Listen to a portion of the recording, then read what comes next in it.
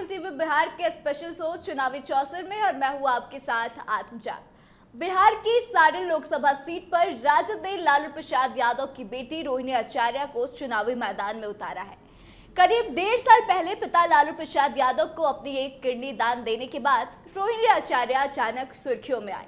अब रोहिणी के सामने सारण की उस लोकसभा सीट को जीतने की चुनौती है जहां से लालू पहली बार सांसद बने थे, लेकिन पिछले 2 चुनावों से इस सीट पर बीजेपी का कब्जा है। तो आइए जानते हैं कि रोहिणी के सामने क्या क्या चुनौतियां हैं और इस सीट का क्या इतिहास है। दरअसल रोहिणी का इस सीट पर सीधा मुकाबला बीजेपी के वरिष्ठ नेता और पूर्व केंद्रीय मंत्री राजीव प्रताप रूडी से माना जा रहा। रूडी साल 2014 से ही लगातार इस सीट से सांसद है। खास बात तो यह है कि सारण सीट को लालू प्रसाद यादव का गढ़ माना जाता है। वह 4 बार इस सीट से सांसद रह चुके हैं। सारण सीट से लालू की पत्नी राबड़ी देवी और समधी चंद्रिका राय भी रूडी के खिलाफ चुनावी मैदान में पहले उतर चुके हैं, लेकिन दोनों ही चुनाव हार गए थे। इस लिहाज से सारण सीट पर रूडी का मुकाबला लगातार लालू या उनके परिवार के किसी सदस्य से ही रहा। इसी सिलसिले में अब लालू की बेटी रोहिणी आचार्य पहली बार चुनावी मैदान में है। एक निजी चैनल से बातचीत में रोहिणी ने कहा भी था कि राजनीति मेरे लिए कोई नई चीज नहीं, मैं बचपन से यह सब देखते आई हूँ। मैं राजनीतिक परिवार से हूँ, माँ, पिताजी और भाई भी राजनीति में पहले से हैं। मुझे सारण की जनता से जो प्यार मिला है उससे मैं हैरान हूँ। काफी ज्यादा धूप है, इसमें भी लोग मेरे स्वागत के लिए आ रहे हैं। बता दें कि सीट पर ग्रामीण इलाकों में लालू प्रसाद यादव का समर्थन स्पष्ट तौर पर दिखता है। यहाँ रोहिणी आचार्य को देखने के लिए सड़कों पर लोगों की भीड़ भी नजर आती है। रोहिणी को लेकर महिला वोटरों के बीच भी खासा उत्साह देखने को मिल रहा है, लेकिन खास बात तो यह है कि क्या जो चुनावी रैली में भीड़ दिख रही है यह चुनाव के दौरान भी दिखेगी। क्या यह लोग वोट करेंगे? क्योंकि पिछले 2 बार का जो इतिहास रहा है वह तो यह बताता है कि यहाँ पर भाजपा का ही दबदबा है। अब आइए इस सीट का थोड़ा सा इतिहास जानते हैं। साल 1977 में पहली बार लालू प्रसाद यादव इसी इलाके से लोकसभा का चुनाव जीतकर संसद पहुंचे थे। लालू ने उस वक्त भारतीय लोक दल के टिकट पर चुनाव जीता था। उस समय यह सीट छपरा लोकसभा सीट कहलाती थी। वहीं 2004 में छपरा लोकसभा सीट से लालू प्रसाद यादव ने बीजेपी के राजीव प्रताप रूडी को हराकर जीत हासिल की। लालू प्रसाद यादव ने आखिरी बार इस सीट से 2009 में लोकसभा चुनाव जीता। उस समय भी लालू का मुकाबला राजीव प्रताप रूडी से ही हुआ था। 2008 में परिसीमन के बाद इस सीट का नाम सारण लोकसभा सीट हो गया। उसके बाद रूडी ने पिछली बार यानी कि 2019 के लोकसभा चुनाव में लालू प्रसाद यादव के समधी चंद्रिका राय को इस सीट से हराया, जबकि 2014 में राबड़ी देवी खुद इस सीट से राजीव प्रताप रूडी से हार गई थी।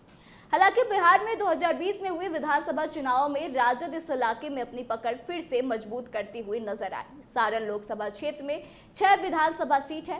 बिहार के पिछले विधानसभा चुनाव में 6 में से 4 सीटों पर राजद ने जीत दर्ज की थी और 2 बीजेपी के खाते में आई, जिसमें कि छपरा और अमनौर सीट बीजेपी के खाते में गई, जबकि मढ़ौरा, गरखा, परसा और सोनपुर सीट पर राष्ट्रीय जनता दल की जीत हुई। अब सारण लोकसभा सीट से ही रोहिणी चुनावी मैदान में है। सारण लोकसभा क्षेत्र के सोनपुर इलाके में रोहिणी के स्वागत में बड़ी भीड़ देखने को मिली। इस इलाके में लालू प्रसाद यादव को अच्छा समर्थन मिल सकता है। यह गंगा के किनारे यादवों के बड़े गांव का इलाका है। यहाँ चुनाव प्रचार के लिए घूम रही गाड़ियों में रोहिणी आचार्य के लिए लगातार समर्थन मांगा जा रहा है। रोहिणी को देखने के लिए यहाँ महिलाएं भी बड़ी संख्या में सड़कों, छतों और गलियों में नजर आ रही हैं। हालांकि इलाके में आज भी रोहिणी को कम और लालू और राबड़ी को ज्यादा लोग जानते हैं। बता दें कि बिहार का यह इलाका राजनीतिक तौर पर काफी ज्यादा सजग माना जाता है। इस इलाके में कई लोगों का मानना है कि राजनीति में परिवारवाद को बेवजह मुद्दा बनाया जाता है, जबकि हर पार्टी में परिवारवाद मौजूद है। हालांकि यहाँ कई लोगों का यह भी मानना है कि बिहार में सीटों का बंटवारा जो महागठबंधन की तरफ से हुआ है, जिस तरह से उम्मीदवारों का चयन किया गया है, वह थोड़ा और बेहतर हो सकता था।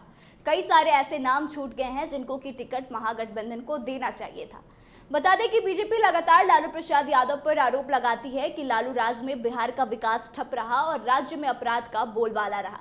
हालांकि इन तमाम आरोपों के बाद भी भारतीय जनता पार्टी बीते 3 दशक से सियासी जमीन पर लालू प्रसाद यादव और राजद को पूरी तरह से मात देने में सफल नहीं हो पाई है।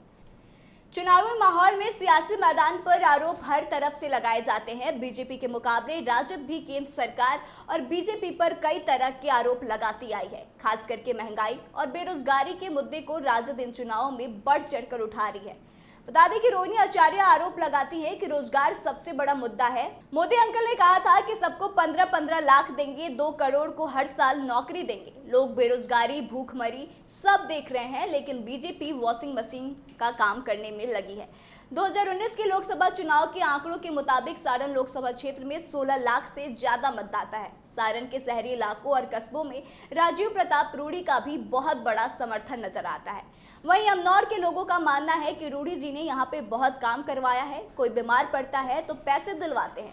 इस इलाके में हम सब लोग उनके समर्थन में हैं। तो ऐसे में अब देखने वाली बात यह होगी कि लालू प्रसाद यादव का गढ़ माना जाने वाला सारण, जहां से अब उनकी बेटी चुनावी मैदान में है, क्या फिर से लालू प्रसाद यादव की बेटी को अपना पाता है? क्योंकि फिलहाल की जो स्थिति है उसमें कहीं ना कहीं बीजेपी का दबदबा इस सीट पर ज्यादा है, लेकिन लालू प्रसाद का गढ़ माना जाता है यह क्षेत्र। ऐसे में रोहिणी काफी नए अंदाज में चुनाव प्रचार प्रसार में भी जुटी हैं। तो आपको क्या लगता है कि इस सीट पर क्या कुछ होने वाला है? क्या फिर से राजीव प्रताप रूडी हैट्रिक लगाने वाले हैं, या फिर से यहाँ की जनता लालू की बेटी को अपना आशीर्वाद देगी? आप कमेंट करके जरूर बताएं। वीडियो अच्छी लगी हो तो शेयर करें और आगे की तमाम खबरों के लिए बने रहे हमारे साथ। देखते रहे कैपिटल टीवी बिहार। धन्यवाद।